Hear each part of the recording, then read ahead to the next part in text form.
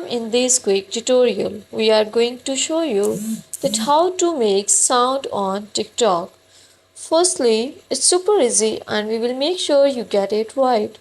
Just make sure you are logged in and using the latest version.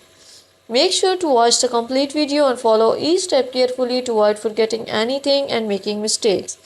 Open the TikTok app.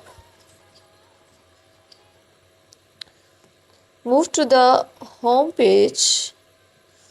Now click on this plus mark and in this way start to make video.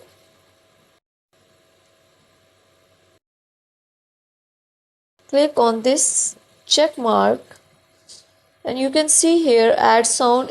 If you want to add your sound, then you can add sound, and if you want to add music here, then you can click on and select any of the music and upload it on your video. Thank you so much. That was all. Please consider showing your support by commenting, liking, sharing and subscribing to our channel for more valuable content in the future. Your engagement is highly appreciated. I wish you very good luck. Thanks.